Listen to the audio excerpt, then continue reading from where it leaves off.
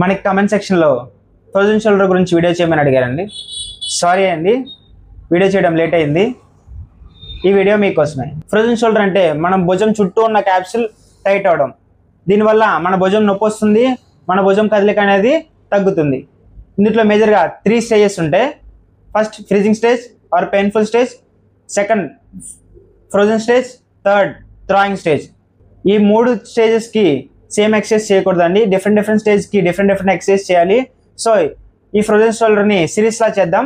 First freezing స్టేజ్లో ఏమేమి exercise చేయాలో చూద్దాం. ఫస్ట్ మీరు ఫ్రీజింగ్ స్టేజ్లో ఆర్ పెయిన్ఫుల్ స్టేజ్లో ఉన్నారని ఎలా తెలుసుకోవాలి? ఈ ఫ్రీజింగ్ స్టేజ్లో ఫస్ట్ 2 to 4 months ఉంటుందండి. ఈ స్టేజ్లో మీకు భుజం నొప్పి చాలా ఎక్కువగా ఉంటుంది. నైట్ మీరు భుజం నొప్పితో చాలా బాధపడుతూ ఉంటారు అండ్ భుజం కదలిక అనేది తగ్గడం మీరు నోటీస్ చేస్తూ ఉంటారు. ఈ ఫ్రీజింగ్ స్టేజ్ ఆర్ పెయిన్ఫుల్ స్టేజ్లో మన మెయిన్ గోల్ ఏంటంటే పెయిన్ తగ్గించడం అండ్ మన పోయిన భుజం కదలికలు నార్మల్గా తీసుకురావడం. దీనికోసం నేను నా పేషెంట్ చెప్పే బెస్ట్ టిప్స్ ఏంటంటే హాట్ ప్యాక్, ఎక్సర్సైజ్ ముందు, ఎక్సర్సైజ్ తర్వాత, ముఖ్యంగా నైట్ టైం అనేది gentle RVM exercise and shoulder massage. వీటి వల్ల మన షోల్డర్ క్యాప్సూల్కి బ్లడ్ సప్లై ఇంక్రీజ్ అవుతుంది, పెయిన్ కలిగించే నెర్వ్స్ కామ్ అవుతాయి అండ్ మన జాయింట్ క్యాప్సూల్ అనేది స్ట్రెచ్ అవుతుంది. సో మన పెయిన్ అనేది తగ్గుతుంది. ఒక వాటర్ బాటిల్ తీసుకొని ఇట్లా అని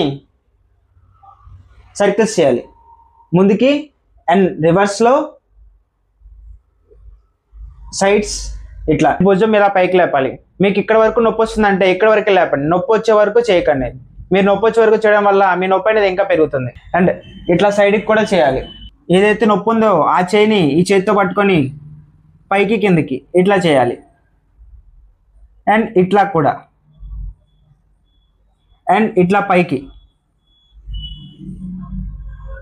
అండ్ నొప్పి ఉన్న చేయిని ఇట్లా వెనక్కి తీసుకొచ్చి ఇట్లా. మీరు కూడా ఏదైనా కండిషన్ గురించి తెలుసుకోవాలంటే కామెంట్ చేయండి.